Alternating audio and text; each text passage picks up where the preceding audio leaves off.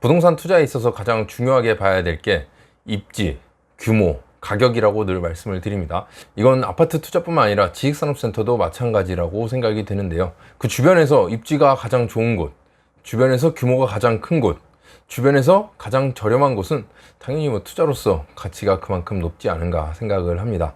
최근 서울 경기권 지식산업센터 분포 지역에 대해서 안내해드린 영상과 비교해서 국토부에서 발표한 4차 국가철도망 구축 계획, 이거 비교해서 한번 말씀을 드리고자 영상을 준비를 했습니다. 지금 지식산업센터가 분양되고 있는 곳들과 앞으로 이제 철도가 신설될 예정인 곳들 한번 비교해서 보시면 투자하시는데 조금은 더 도움이 되지 않을까 싶은데요. 이미 지식산업센터 분양을 받았거나 앞으로 받을 계획이 있다면 4차 국가철도망 구축계획과 비교해서 앞으로 교통이 어떻게 나아질 수 있는 지역인지, 가치가 높아질 수 있는 지역인지 판단해 보시면 좋겠습니다. 우선 서울권은 빨간색, 파란색은 이제 서울 인접해 있는 경기권이 되겠고요. 국가철도망 구축계획을 보면은 우선은 서부권 광역급행철도가 되겠고, 김포 장기역에서 부천 종합운동장까지 연결되는 노선이 되겠습니다. 김부선이다 말이 많았었는데 실제는 김용선이 된다고 하죠.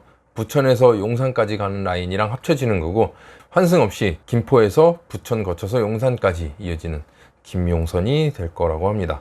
다음은 별내선 연장입니다. 지하철 8호선이 연장되면서 별내역까지는 이제 신설 계획이 다 잡혀 있습니다. 별내역에서 별가람역까지 위로 한 정거장 더 올라가는 노선이 신설될 예정이라고 하는 거고요. 송파 하남선은 송파 오금에서 하남시청까지 가는 노선이 되겠습니다. 그리고 강동 하남 남양주선은 강동 하남 남양주까지, 강동구에서 하남을 거쳐서 남양주까지 올라가는 노선이 되겠고요. 위례 과천선은 이제 복정에서 정부 과천청사로 이렇게 내려가는 노선이 되겠습니다. 그리고 다음 고양 은평선, 세절에서 고양시청까지 가는 노선이 되겠는데요. 지하철 6호선 세절역에서 고양시청까지 올라가는 노선이 되겠습니다. 다음 인천 2호선 고양 연장, 인천 서구에서 고양 일산서구로 이제 뒤로 올라가는 노선이 되겠고요. 위례 3동선은 위례에서 경기도 광주에 3동까지 내려가는 노선이 되겠습니다. 송파 위례 지역에서 쭉 이쪽으로 내려가는 노선이 되겠고요. 일산선 연장은 이제 대화에서 금릉까지 위로 올라가는 노선이 되겠고요. 그리고 분당선 연장, 용인 기흥에서 오산까지 내려가는 노선이 되겠습니다. 그리고 신분당선은 수원 호매실에서 봉담까지 연결되는 노선이 되겠고요. 신분당선 서북부 연장은 용산에서 고양 삼송까지 올라가는 노선, 그리고 대장 홍대선은 부천 대장에서 홍대 입구까지 연결되는 노선입니다. 그리고 제2경인선 청학에서 이제 광명 시흥 뒤쪽이죠. 노은사까지 연결되는 노선이 되겠고요. 신구로선은 시흥 대하역에서 서울 목동역까지 연결되는 노선이 되겠습니다. 몇몇 선 노선들은 굉장히 생소하기도 하고요. 그리고 지식산업센터 투자에 관심이 있으셔서 좀 보신 분들은 많이 봤던 노선들이 있으실 겁니다. 일단 노선이 이렇게 확정돼서 나오게 되면은 일단 그 주변 집값은 한번 들썩이게 되죠. 그리고 실제 공사가 착공돼서 이제 들어가게 되면은 또 한번 들썩입니다. 그리고 이제 공사가 되는 동안은 이제 계속 이렇게 유지하다가 이제 개통되는 시점에 맞춰서 한번 또 뜨게 되는, 이게 주택시장에서 이제 교통이 신설될 때 나타나는 효과가 되겠는데요. 지식산업센터도 크게 다르진 않을 거라 생각합니다. 내가 분양받은 혹은 이제 분양 계획이 있는 지역과 지하철 노선이 새로 신설될 곳들을 한번 비교해서 보시면 좋을 것 같습니다. 그래서 진접선 4호선 연장되는 노선이 되겠는데요. 현재 4호선의 마지막 역은 당고개가 되겠는데, 당고개에서 연장되는 노선입니다. 진접까지 연결될 예정이고요. 2021년 12월 31일 개통 예정입니다. 올 연말이면 개통이 되는 노선이 되겠습니다. 그래서 진접선의 역들을 보면은 별내 별가람역, 그리고 오남역, 진접역 이렇게 배치가 되겠는데요.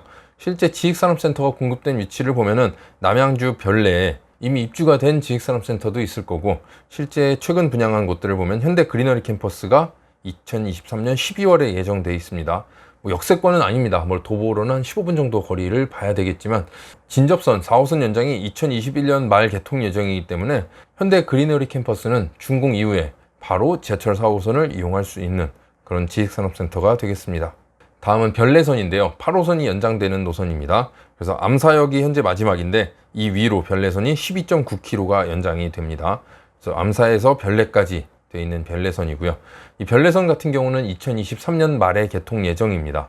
그리고 주요 역들을 보면은 뭐 구리, 다산, 별내역이 있고 4차 철도망 구축 계획을 보면은 별내에서 별가람역까지 연장도 나와 있죠. 그래서 별내, 별가람역이 주요 역이 될 걸로 예상을 합니다. 별내나 별가람역 인근의 지식산업센터들을 보면은 이 지하철 개통 시점과 준공 시점이 거의 비슷하다고 볼 수 있겠습니다. 그래서 준공 후에는 어느 정도 지하철 이용이 용이할 것으로 보이는 지역이 되겠습니다.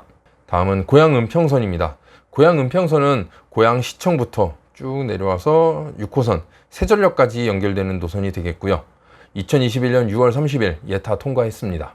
그리고 2023년에 착공에 들어갈 걸로 보이고요.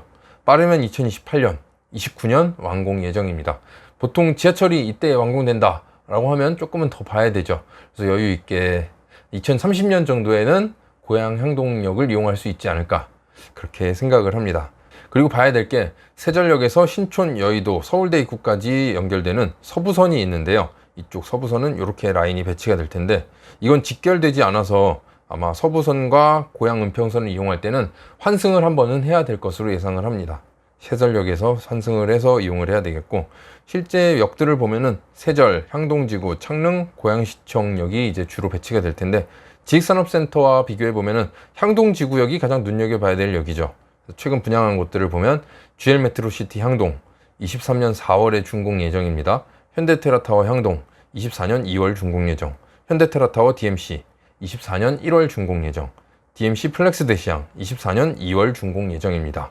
준공 후에 약 4년에서 5년 정도는 지하철이 없다라고 생각을 하셔야 됩니다. 뭐 광고할 때는 뭐 역세권이네, 뭐 도보 몇 분 거리네, 뭐 이렇게 설명하시는 분들 많이 봤는데요. 저는 말씀드리죠. 향동은 역세권이 아닙니다 라고 말씀을 드립니다. 여기 경의중앙선 향동역이 예정되어 있는 게 2024년입니다. 뭐 가까운 곳에 지하철은 들어섰지만 여기 말씀드렸던 이 지식산업센터들은 준공 후에 버스를 한번 타고 향동역까지 나가서 지하철을 이용해야 되겠습니다. 뭐 향동에는 지하철도 없는데 거기 기업이 입주를 할까요? 뭐 계속 공실이 되지 않을까요? 생각하시는 분들도 있는데 가까운 상암동 보면 알죠. 상암은 DMC에 굉장히 많은 기업들이 있습니다. 그리고 거기 근무하는 직원들도 굉장히 많고요. 하지만 지하철역, 디지털 미디어 시티역은 초입에 위치해 있습니다. 그래서 그 앞에 있는 기업들은 도보권으로 이용이 가능하지만 대부분 DMC로 출근하시는 분들은 DMC역에 내려서 버스를 타고 이동을 합니다. 뭐 그런 거 놓고 봤을 때 향동은 지하철이 없다 그래서 입주가 어려운 지역은 아니라 판단이 됩니다. 다음은 신안산선이 되겠는데요. 신안산선은 경기도 안산, 시흥 지역에서 쭉 올라와서 강명을 거쳐서 이제 여의도까지 이어지는 노선입니다.